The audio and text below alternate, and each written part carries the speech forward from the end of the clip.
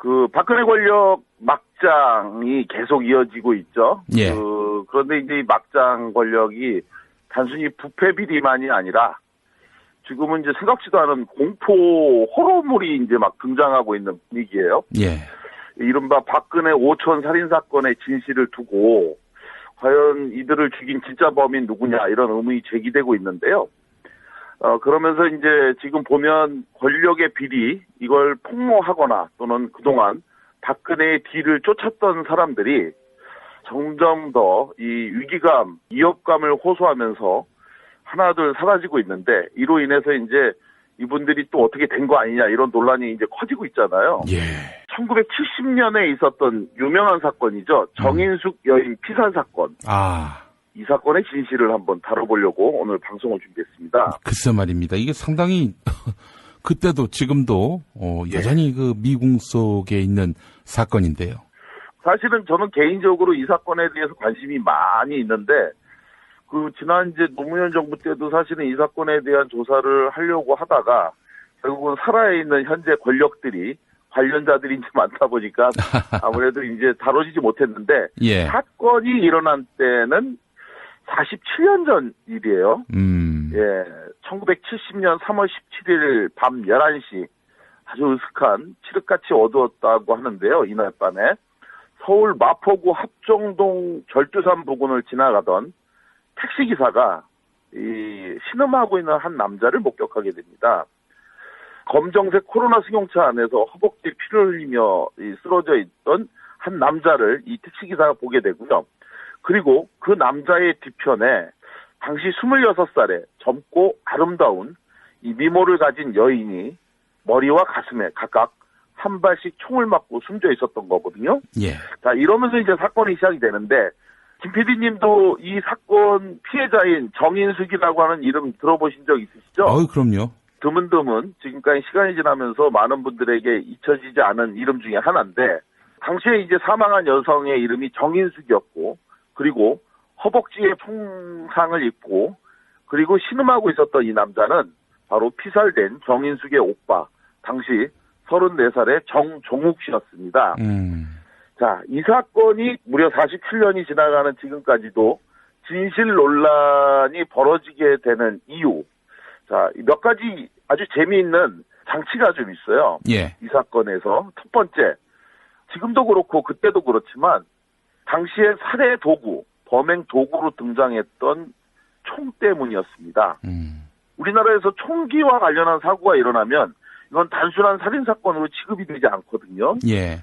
예, 우리나라에서는 이 총이 없는데 이 총이 이제 등장했다 그러면 이거는 차원이 다르기 때문에 굉장히 큰 이슈와 논란이 되고 있는 거고 두 번째는 바로 숨진 여인의 수사 과정에서 예. 발견된 당시 돈 현금이 500만 원이 있었다고 그래요. 어이구, 야.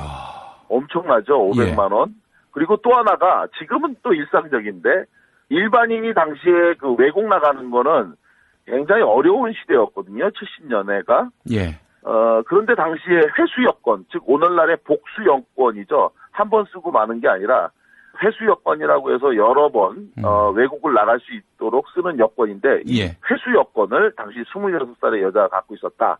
자, 먼저 현금 500만 원이 구체적으로 얼마인지 잘 모르는 분들이 있을 것 같아요. 예. 그래서 조사해봤습니다. 예. 1979년 당시에 뭐 많이 유명한 이야기죠. 정치자금 6억 원, 박정희가 죽고 난 다음에 비밀 금고에 남은 정치자금 6억 원을 전두환한테 박근혜가 받고 나온 거 다 알고 있는 사실이고요. 예. 1979년도 당시에 이 6억 원이 어느 정도 되느냐. 당시 압구정동 현대아파트 한 채 가격이 300만 원이었다고 합니다. 그러니까 200채를 살 수 있는 돈이 6억 원이었던 거죠. 79년도에 이 정도였으니까 70년도에는 뭐 돈 500만 원이 더 큰 가치였을 텐데요. 예. 1970년 당시에 근로기준법 준수 외치면서 산하했던 전태일 열사가 재단사로 받았던 월급 얼마 정도일 것 같습니까? 형편없을 것 같습니다.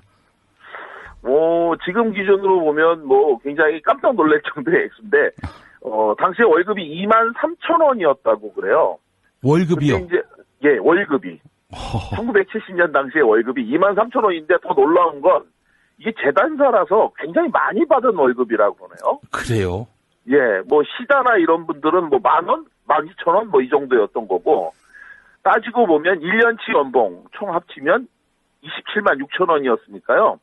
당시 정인숙 씨가 갖고 있었던 돈 500만 원은 전태일 여사의 20년치 급여를 가지고 있는 것과 같았다. 그러니까 이제 이게 엄청나게 큰 화제거리가 됐던 건데, 자, 이러한 과정에서 가장 큰 이슈가 됐던 것은 바로 세 번째 이야기입니다.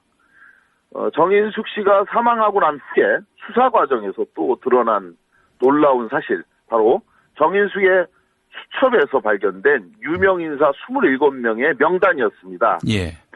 정인숙 씨 자택에서 발견된 이 폭행력 수첩과 장부에 적힌 이름, 일시, 장소, 명단이 공개가 됐는데요. 당시 경찰과 검찰 직원의 부주의 덕분이었다고 하는데, 여기 담겨져 있는 그 명단 뭐였느냐?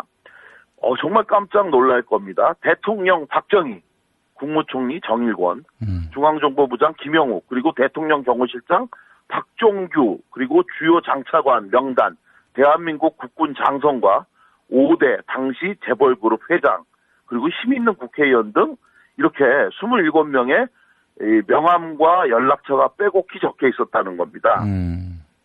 도대체 정인숙의 직업이 뭐길래 이런 사람들을 상대했을까? 당시에 정인숙은요, 서울에서 내노라 하는 유명한 요정이었습니다. 선웅각이라고요. 예. 한일 협정을 맺었던 곳으로도 유명한데, 바로 이곳에서 일을 하고 있던 1급 호스테스, 바로 그 요정에서 일하고 있는 여자였는데요. 바로 그런 정인숙이 당대의 실력자와 모두 관계를 맺고 있었던 것입니다.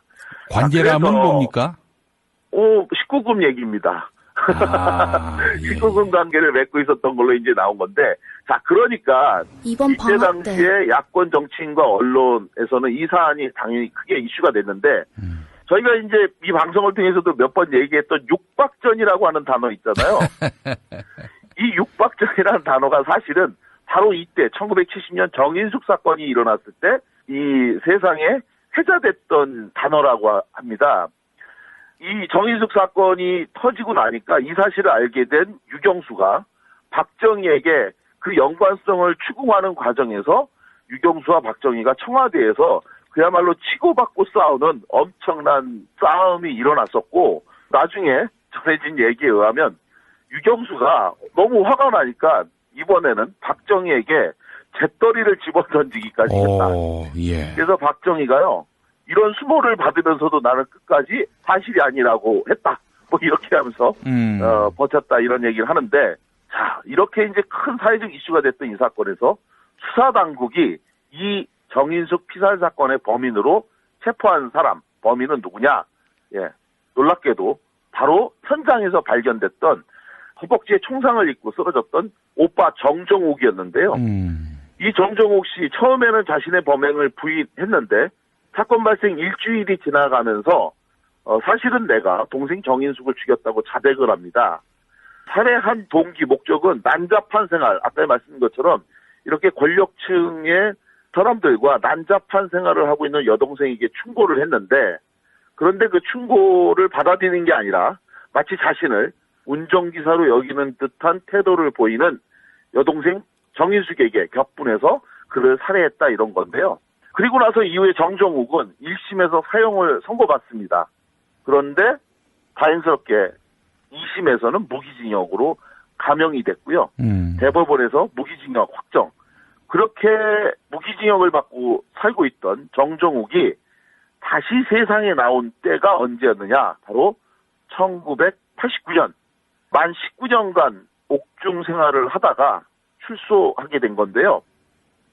그런데 그때 세상에 나온 정정욱의 일성이 너무도 뜻밖이었습니다. 예. 바로 뭐였냐면, 자신은 여동생 정인숙을 살해한 사실이 없다고 주장을 한 겁니다. 그러면서 여동생이 죽기 3년 전에 여동생이 낳은 아들의 아버지가 바로 정인숙을 죽인 진짜 범인임을 암시하는 발언을 하게 되면서 이 사건이 다시 세간의 화제가 되었는데요. 여기서 얘기했던 오빠 정정욱이 얘기했던 남자는 바로 정인숙 여인의 수첩에서 언급됐던 당시의 국무총리 정일권이었습니다.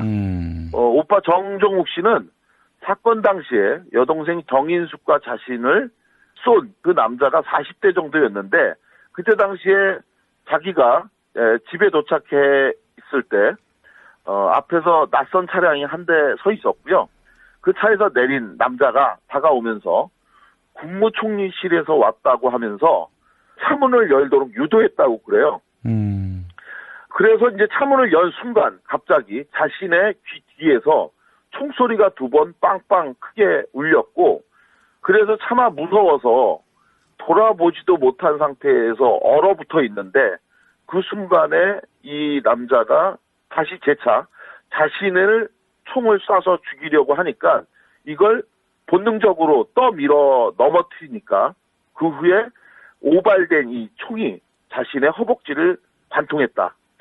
자, 이렇게 해서 자신은 실제로 정인숙 여동생을 살해한 것이 아니라 피해를 입었는데 그럼에도 불구하고 왜 사건 발생 일주일 만에 자신이 여동생을 죽인 범인이라고 자백했느냐. 여기에는 바로 아버지의 회유가 있었다는 주장인데요. 동생과 관계했던 고위층이 조용히 사건을 처리해주면 뒤를 봐주겠다고 제안을 했다는 겁니다. 그래서 아버지가 우리 가족이 살려면 일단 인정하고 그리고 네가 감옥을 사는 수밖에 없다라고 하는 아버지의 간곡한 제안 때문에 할 수 없이 자기가 그런 거짓 자백을 하게 된 거다.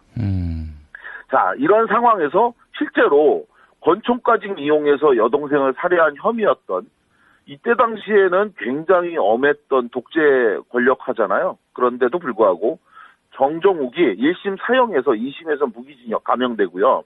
또 무기징역 수가 19년 만에 출소했다는 것도 굉장히 일반적으로 보기에는 특이한 혜택이었는데 예. 이런 상황 하에서 이 정종욱이 그 사건을 수사했던 당시 수사기관도 굉장히 엉성하게 사건을 처리한 것 또한 의혹 중에 하나였습니다. 일단 먼저 범행에 사용된 권총. 이 사실은 권총은 반드시 회수해야 될 물건인데 이것이 끝내 권총이 발견되지 않았다는 점. 그리고 그 외 나머지 사건 증거 역시 확보되지 못한 가운데 정종욱이 여동생 정인숙을 살해했다는 자백 외에는 아무것도 없이 이 사건이 종결됐다는 점에서 이 사건에 대한 의문이 굉장히 많이 있는데요. 예. 자, 그런 가운데에 우리가 주목해야 될 매우 의미 있는 새로운 증언이 하나 있습니다. 당시 방송과 언론에서는 정인숙이 사망하기 3년 전에 낳은 아들이 하나 있는데요. 예. 이 아들이 뭐 아시는 분들 들으신 분은 많이 들으셨겠지만 이 아들의 생부는 누구냐 이걸 가지고 당시에 이제 노래도 만들어지기도 하고 여러 가지 설이 있는데 박정희 시대의 예. 국무총리였던 정일권으로 이제 많은 분들이 추측하고 있잖아요. 근데 말이죠. 네. 오성만 반장님. 예. 듣다 보니까 네. 딱 나타나서 국무총리실에서 나왔다 하더니 빵빵 쐈다는 거 아닙니까? 예, 그렇죠. 어떤 범인이 자기의 소속을 밝힙니까? 그렇죠. 그런데 실제로는 이 둘을 다 죽이려고 찾아왔다면 이 사람을 살려둘 이유가 없었거든요. 죽였어야 되는데 총을 쏘고 난 다음에 이 사람이 차를 가지고 그대로 달려서 도주했기 때문에 죽일 수가 없었던 부분들도 사실은 예측 불가능한 건데 그런 상황에서 일단 네가 죄를 인정하면 다음은 우리가 봐주겠다. 뭐 이런 제안이 아버지에게 있었다. 이런 이야기입니다. 이런 상황에서 일단 정인숙이 낳은 아들이 이 엄마의 사건을 언제 알았느냐. 예, 1968년에 이제 아들이 태어났는데요.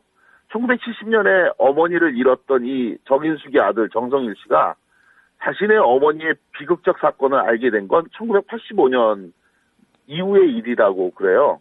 그러니까 고등학교를 다닐 때 우리나라에서 다닌 게 아니라 미국에서 유학하고 있었다고 합니다.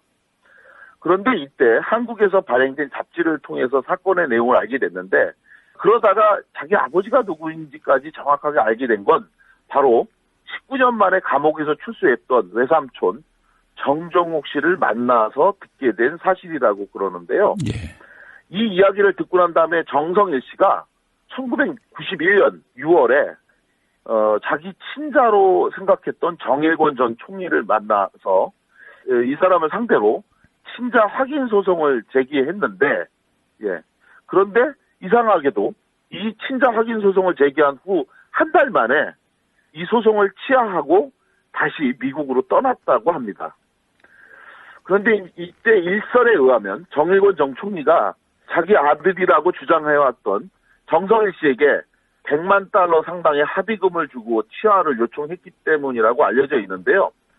이렇게 진실이 무엇인지 확인되지 않은 상황하에서 정일권 씨가 이때 이후 3년 후인 1994년에 세상을 떠남으로써 진실이 무엇인지 밝혀지지 못한 채 정인숙 피살 사건과 박정희 정권 하에서 비밀스러운 진실이 뒤엉켜 있는 이 사건, 밝혀지지 못했는데 여기서 새로운 충격적인 사실 하나를 정성일 씨가 폭로하게 됩니다. 예. 91년도에 처음 친자소송을 정일권을 상대로 냈는데, 그리고 나서 이 2년 후였던 93년의 일인데요. 당시 SBS 주병진쇼에 출연했던 이 정성일 씨가 사실은 자신의 친부로 알려진 정일권 씨하고 직접 통화를 한 적이 있다고 증언을 한 겁니다. 예. 그런데 이때에 정일권 씨가 자신에게 말하기를 굉장히 놀라운 사실인데요. 당신은 내 아들이 아니고 사실은 내가 모시던 분의 아들이라고 주장을 한 겁니다. 내가 모시던 분? 예. 한 사람밖에 없잖아요. 자, 국무총리가 모시던 분의 아들이라고 주장했다면 과연 그 사람 누굴까요? 한 사람밖에 없죠. 우리 김 PD님 말씀대로 바로 대통령 박정희라는 말 외에는 달리 설명할 길이 없죠. 자, 그런데 이렇게 정성일 씨가 이런 주장을 했는데 이 부분에 대한 최종 확인이 되지 못한 상태에서 94년에 이 정일권이 사망했기 때문에 과연 지금 그 정성일 씨가 누구의 아들이고 또 정인숙은 왜 죽임을 당했고 또 그 오빠는 정말 여동생을 살해한 것이 사실인지 아닌지, 자, 이런 상황에서 박근혜가 또 아주 새로운 주장을 해요. 이 정성일, 정인숙의 아들이 누구의 자식이냐 가지고 굉장히 많은 논란이 벌어지니까 이것에 대해서도 박근혜도 이 이야기를 들어서 알고 있었던 것 같습니다. 그래서 1998년의 일인데요. 박근혜가 한 여성지하고 인터뷰를 하면서 이런 말을 했습니다. 정인숙이 낳은 그 아들 정성일은 결코 자신의 아버지 소생이 아니라는 주장입니다. 박근혜 주장에 의하면 아버지와 어머니는 그때 정인숙과 관련된 당사자를 알고 있었다. 물론 상당한 고위층이었는데 그 사람이 자기 아버지인 박정희에게 사표를 써서 가지고 와갖고 아버지에게 찾아와서 제가 관계했던 여자지만 결코 죽이지는 않았다고 울면서 사죄했다. 그래서 아버지가, 박정희가 그때 그 당사자를 문책하게 되면 그가 살인자로 비춰질 것을 우려했기 때문에 아무런 조치를 취하지 않은 것 같다. 이런 이야기를 했다는 거예요. 아, 정말 도대체 진실이 무엇인지, 누가 정인숙을 죽였는지 오리무중인데, 박정희와 정인숙, 그리고 정인숙과 정일권, 이 세 사람 사이에서 과연 어떤 일이 있었고, 정말 누가 정인숙을 살해했는지, 이 최근에 일어나고 있는 박근혜 권력 주변부에서 살인사건 의혹과 함께 제가 떠올린 사건이 바로 이 건, 1970년 정인숙 피살 사건에 대한 이야기였는데요. 오늘 이 사건에 대해서도, 다른 분들, 관심을 촉구하고자 이제 준비를 했고요. 이 사건 범인으로 몰려서 19년을 복역했던 오빠 정정옥 씨. 이분이 출소한 다음에 제일 먼저 찾아간 곳이요. 자신의 여동생이었던 사망한 정인숙의 묘였다고 합니다. 그렇게 찾아간 동생 묘 앞에서 이 오빠 정정옥 씨가 약속한 게 하나가 있답니다. 이제라도 사건의 진실을 바로 잡아 너의 명예를 회복시켜주겠다. 올해로 이제 사건 발생 47년을 맞이하고 있는 사건인데, 정정옥 씨가 올해 80대가 됐습니다. 올해로. 이제 남은 시간이 얼마 되지 않는다고 하면서 재심 청구를 통해서라도 마지막으로 명예회복을 하고 싶다는 주장을 하고 있는데요.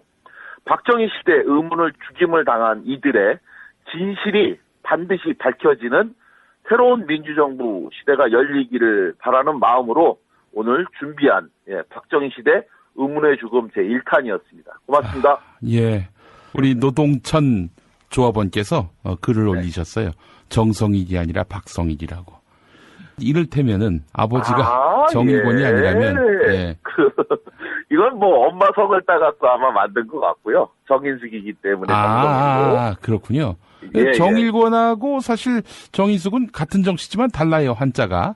그래서 정성일이라고 이름을 딴 겁니다. 정일권 때문에 게 아니라 정인숙의 엄마 이름을 따서 정성일로 딴 거고요. 예. 근데 이제 실제로 이 사건에 대해서는 굉장히 많은 논란이 있고 또 어느 쪽에서는 또 뭐 정일권이 주군을 위해 대신 뭐 뒤집어 썼다 이런 주장도 있고 하는데 예. 이건 뭐 사실은 밝힐 방법은 많이 있는데요. 뭐 지금이라도 뭐 유전자 조사하면 얼마든지 그 사람이 누구의 자식인지 알 수 있는 문제인데 예. 이 1970년에 있었던 이 사건 이게 이제 단순히 뭐 치정 사건이나 이런 걸로 뭐 치부하면서 당시에 이거를 덮었지만 저는 이 세상에 의미 없이 온 생명은 없고요. 그리고 밝혀져야 될 진실은 그의 죽음이 누구든 그가 어떤 사람이든 간에 반드시 밝혀져야 된다. 그래야 제2, 제3의 이런 사건이 없다. 이렇게 생각해서요. 예. 정인숙 사건 반드시 진실을 알고 싶습니다. 예, 저도 너무나 궁금합니다. 예. 사랑은 눈물의 씨앗이란 노래가 있죠? 네, 맞습니다. 예. 이게 사실은, 그 양반을 떠올리면서 만든 노래. 이게 제가 노래를 잘 못 불러갖고 한번 불러드리고 싶었는데 아까 전에 제가 말씀드렸던 그 육박전이라고 하는 그 단어 있잖아요. 이게 처음에 이제 유경수가 남편과 정인숙의 관계를 알게 된 그 과정이요.